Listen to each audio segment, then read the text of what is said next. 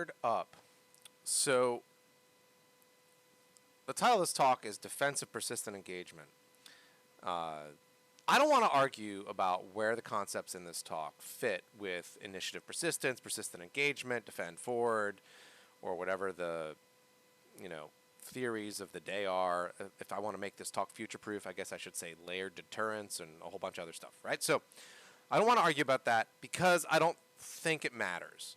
Once you understand the, concepts of how the domain is constructed, I think you'll see that a lot of these, the theories and ideas in this talk will fit into whatever you decide to call it, if that makes sense. So one problem I've really seen with the way people in cyber policy talk about persistent engagement is they really feel like defend forward, hunt forward is like the only thing they see in the toolbox. And part of that's not their fault, right? Because everything is under this humongous cloud of secrecy, because so much of it is so fragile, that you shouldn't be blamed for thinking that's the only significant arrow in the quiver. Somehow, yesterday, the FBI managed to announce that it got $500,000 back from the North Koreans from what appear to be Chinese middlemen, middle people, whatever you want to call it. I don't know how they did that, and they're really clear not saying how they did that. So I thought that was really interesting. But I also want to point out that, there's some, I like to call them just more complicated ecosystem structures that you can build out there that are not, essentially single-cell amoebas, right? So let's talk a little bit about some of that stuff as we go forward here. You could say these are the future ConOps, or maybe the future is just unevenly distributed, right? So some people are doing it and understand why they're doing it. Some people are doing it, don't understand why they're doing it, and some teams just aren't doing it, right? So I've got 3 of them here. I just did a grab bag of the ones that I liked, and I put them down on paper. One of the things that I think is very interesting is everybody thinks of the toolkit in almost the same way right now. And we've built our entire industry of incident response based on that understanding of the toolkit. And we can completely ignore other toolkits and how other things work. And in some ways, it's almost a symbiotic ignorance, because large companies maybe have a financial incentive to have some problems ignored. And router implants is one of them. Supply chain stuff was another one. There's 100 big issues in cybersecurity that there are massive interest in having completely ignored the "that's not your problem" effect of making something invisible. So I like to point out, this is a little tarantula. I like the tarantula because tarantulas are spiders, but they're not spiders the way you think of spiders, because most people think of spiders as only orb weavers, right? They make the big web, and they catch flies, and that's just how spiders work, right? As far as your brain is concerned. But in real life, spiders are extremely diverse. There's a huge amount of different types of spiders. Most spiders probably are not even orb weavers, right? So that's what I'm trying to show with some of this, these discussions, is if your entire cyber policy community is focused only on orb weavers, then it's weird. It's myopic, okay? So I'm trying to get away from that. One great feature with tarantulas is that what they use their web for is anti-ant defense, because ants are the primary predator on the planet. And tarantulas are deathly afraid of ants, as everything smaller than a horse really should be. So the silk they make is really an ant, sort of it's a carpet that they live on that ants don't walk on, because ants don't like it. So that's kind of what it's for. I'm sure if you're a tarantular scientist, you're just shaking in your grave right now. But it's very interesting, very interesting. I want to look at some of these other things you can do in life. So I'm trying to show diversity, shall we say. I want to talk about a fundamental principle of offensive work, because if you say that exploitation is a key factor in how this domain is structured, and beyond that, in vulnerability exploitation, which is different from other kinds of exploitation, then I want to talk about something that just does not get talked about in terms of like merging the economics of it. So let's talk about what Halvar Flake says. He says there's a lesson from iDevice remotes that people have pointed out, which is that identifying and unlocking an attack surface is the time-consuming part of attacker research. I saw a Chinese researcher yesterday talk about how he found 15 RCE bugs for the latest Windows patch because he found a new attack surface, right? So attackers that focus on a single target again and again are at an advantage, especially when they're not being public about that target, right? So, and if you think getting caught is the same thing as going public, it's really not, because people will ignore one-offs that they catch, right? So if you're only catching 1 or 2 or 3 samples of a particular exploit or a particular attack surface exploitation, you might not realize how important it is to the overall attacker program, right? So this is something where our lack of visibility makes a huge difference in our understanding. And so attackers focus on a single target, and defenders that need to achieve breadth are disadvantaged. This could be fixed with having more transparent and easier API. So he's saying, like, look, there's actually a way to fix it. He's going further into the potential policy solution that's never going to get implemented, because that's just not how companies work. But let's talk about the principle. The first set of exploits against any attack surface are the most expensive. It goes exponentially down from there, right? So how do we leverage this defensively, right? Like, that's just the way the system works. Fast follow. So here's how fast follow works. You have your computer network operations, your human, and your SIGINT. Blue means government, essentially government organization. And then green in this case means a mostly corporate organization. So you can think of that as Microsoft, Google, et cetera, doing incident response. You end up analyzing it, and I made that sort of bluish green that finds attack surfaces, right? So you need to have an organization that sits around looking at this information. Now, obviously, Google Tag is doing some good work in this space, right? But that doesn't mean Google Tag is the only one who can do it. So attack surface detection, then you fund offensive research. Now, Google would call this Project Zero, right? Like, but this is not, Project Zero is not the only Project Zero, shall we say. You fund offensive research. You can fund them pretty heavily. They're expensive, and you fund them. And the goal is to get a knowledge edge, right? So on one hand, the vulnerabilities coming out go through the VEP, because you still need to do deconfliction with your own offensive operations. On the other hand, you want to build a knowledge edge. Now, each of these vulnerabilities is much more likely to be something that you want to kill than because you know the adversary is exploiting this attack surface. So we're sitting on like a vein of oil trying to drain it faster than the adversary is. That's the mental model I want you to think about. And so once we have enough of a knowledge edge, once we understand the scope of this sort of pool of oil and can really understand it, we work on defensive mitigations. It is a danger that you work on the defensive mitigations too soon, which is more likely to increase your vulnerability than decrease it, because defensive mitigations have their own risk. And they also are high expense in a lot of different ways. So this is the structure. There's a name to this structure, and it's called fast follow. You determine what the adversary is doing. You sort of abstract it out. You heavily fund offensive research in that space, and you kill it off. It's fast follow. Essentially, I'm following the adversary till I catch up, and then ideally get ahead of them and build defensive mitigations. You don't have to build all these things. Even just doing the first step, where you kill a bunch of bugs in an area where they are already looking, is very valuable. What does this do? It increases the price of exploitation for the adversary. It adds friction, right? So every hacker, every single person who's written exploits and used those exploits has had the situation where you work for a year on an exploit, you test it, you're integrating it, you're building all this equipment around it, all this methodology and understanding, you're training people on how to use it, and then the day before you go to use it, it dies, right? That's millions of dollars wasted. So what are we doing here? We're building a structure, an organizational structure that takes advantage of that facet of the domain and makes it harder for the adversary to do what they want to do.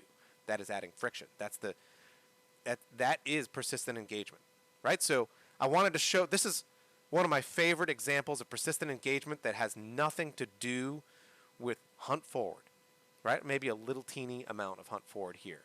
But realistically, this is the big deal. Doing the analysis. People are not doing the analysis and then building what you can build off the analysis. So that's hunt forward. Go to where the ball's going to go. Don't go where it was. Anyway, so putting some things in perspective. Adversarial Illumination. Another con op that I don't feel people realize is a possibility. Because what people think, this is the structure people think you have to have. You have forward telemetry, and this can be something, I put it in red because it's in red space, essentially. It's in second-party space, perhaps, or adversary space, perhaps. But forward telemetry doesn't necessarily mean it's there covertly. It could be someone asked us to help with them, and we threw a box over for them, and we get telemetry, right? So when you discover an implant, if you're doing it covertly, you often have equities issues, right? So in orange, I put these little orange things for issues that I don't like, right? So equities issues are, I'm somewhere covertly, I've discovered something on their network. If I act on that discovery, they may find me on that network. And the true adversary, the one who put the implant on that network, may know I'm on that network now, and they may do a secondary meta operation against my forward telemetry, right? We don't want that. And that's where you get really sophisticated, false flag operations, when they know something you don't know, and you get sort of this second order of operations. We don't want that. Anyway, so that's where the equities issues are. There's also in this path, right? So the typical path is I discover an implant, I reverse engineer it, I put it in VirusTotal. Everybody, in theory, deals with it. But the other problem here is there's a fractured understanding, right? Just because you put something in VirusTotal, maybe released like an IOC note on like a government website, doesn't mean that the rest of the community picks it up and does anything useful with it. Sometimes it just means everyone goes their own way. They all get really confused. The only people who actually know that something bad happened is the adversary. So that's another issue that I want to talk about. But that's the typical path, right? So I discover something, I kill it. And it's just a little pipeline. You're like, I discover something, I kill it. I discover something, I kill it. I discover something, I kill it. That is persistent engagement. That obviously adds friction to what the adversary is doing. They have to keep building these implants. They have to keep recompiling carbon black or whatever it is that they have to do. Right? So we can talk about what the counter operation is to that at some point. But that's you want to build that pipeline. No one's saying don't do that.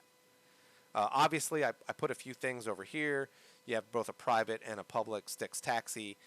The value almost always for these kinds of architectures, these concepts of operation in a larger sense, is building an API that other automated systems can consume at wire speed.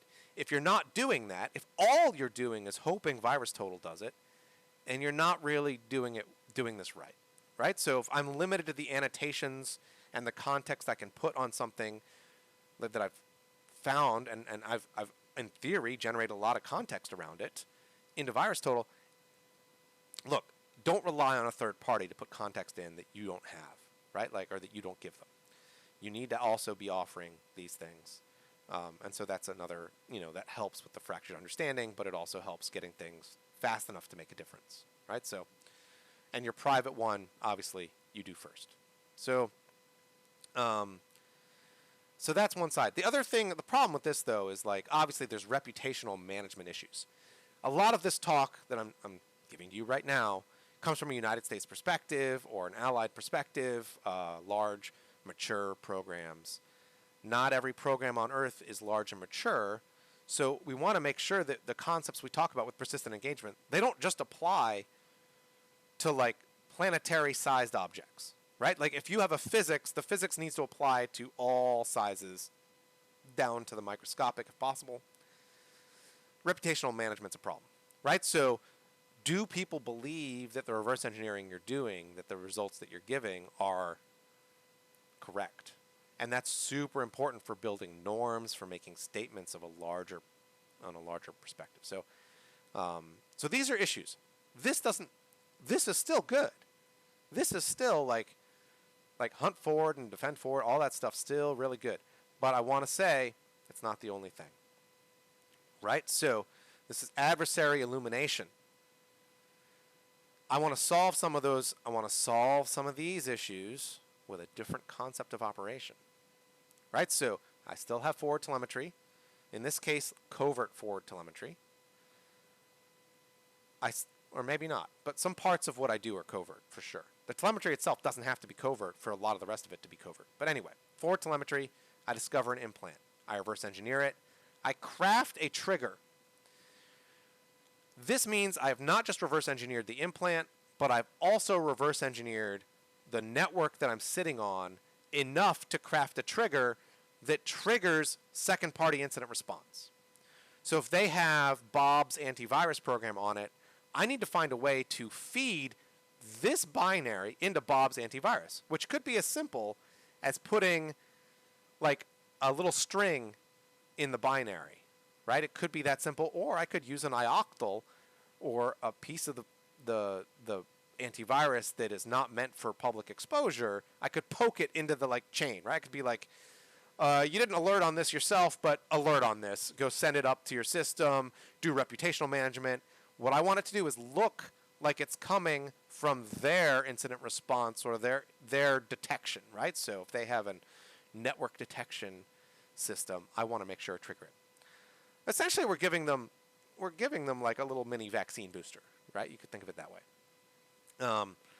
And then the second party, some other team, does all this work for incident response. Because one of the other issues with this is that this reverse engineering does not scale that well. It's really expensive. No matter how much energy I put into it, there's always more to do, right? Like, if you look at our industry, it's running at 100% all the time.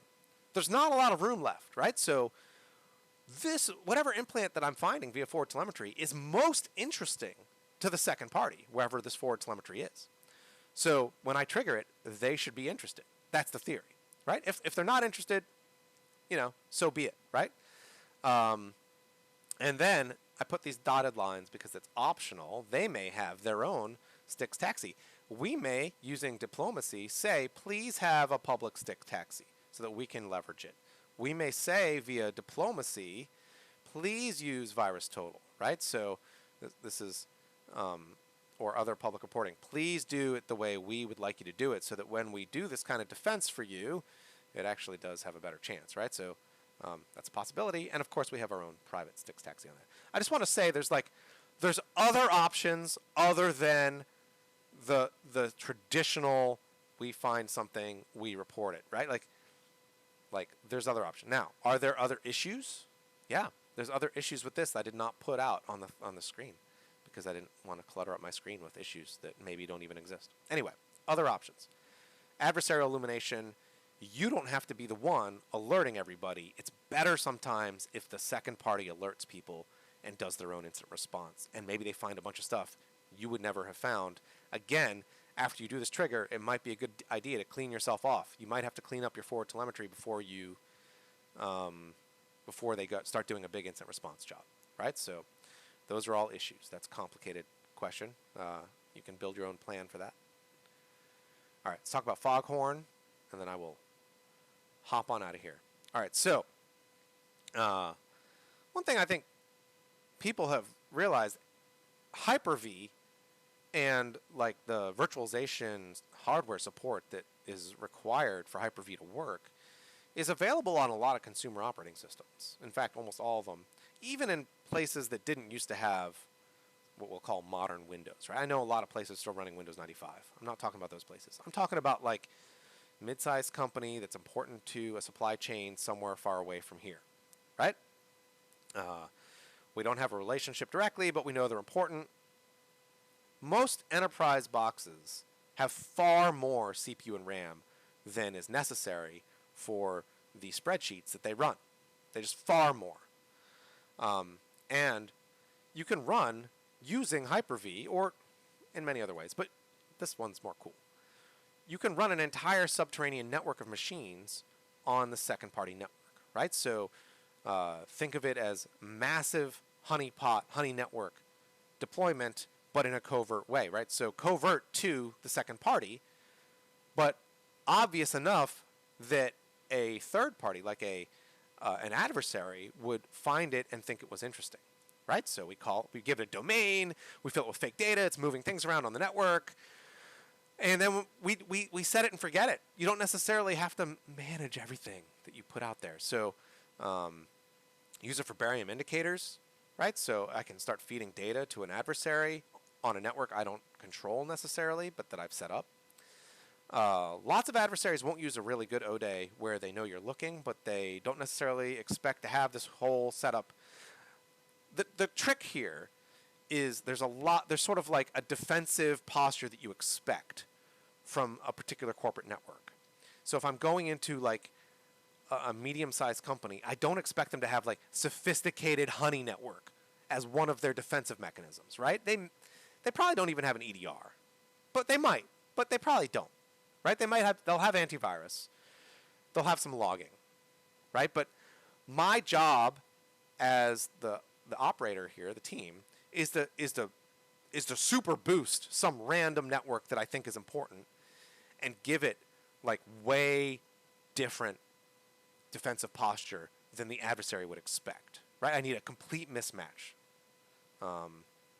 Anyway, implants. They're really evolved far beyond standard C2-driven data collectors, right? So if you have a C2, you're talking only about orb weavers.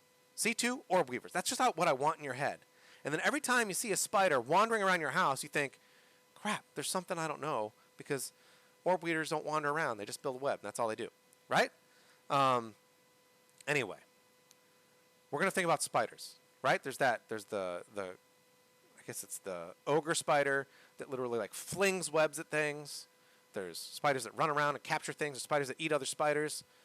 We need to think diversely about our ConOps. And I feel like we get trapped in this little narrow like column of just this is what people do on the internet. And that traps all of our analysis above it.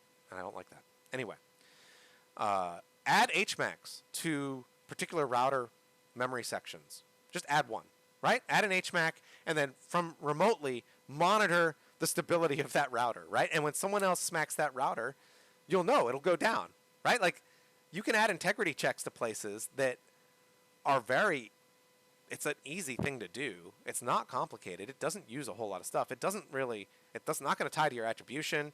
It's not going to mess up anything else you do unless you're trying to exploit that router as well. Anyway, so there's like lots of things you can do here where understanding that something has happened, like getting data out of that network that's interesting, doesn't necessarily require that you be on that network, right? So that's part of the part of the ConOps we're talking about here. And like think about telemetry that's not telemetry, right? So those are three separate options. I don't have a conclusion to this. I just wanted to open some minds, right? I wanted to say there's things here that happen now and that can happen very shortly in the future that we haven't planned for, that we don't talk about, and that should hopefully open your eyes to what persistent engagement defensively can really be more than hunt forward, right? So what else is there? People get I often talk to people who are very knowledgeable, and they're like, what else is there other than hunt forward? And so I wanted to give some options. Now, if you hate this whole talk and you hate these options, you think that's unrealistic, then let's wait like 5 years. Let's see what happens, right? So let's put some chips down on the table 5 years from now. I'm happy to put a bottle of wine where it has to go. Thanks for listening, actually, because I know this stuff is a little bit like esoteric. So thanks for actually paying attention to this space, because I think those people paying attention to the space at this level where you found this talk interesting are pretty rare. So you're a rare person. That's you. Okay. Thank you so much.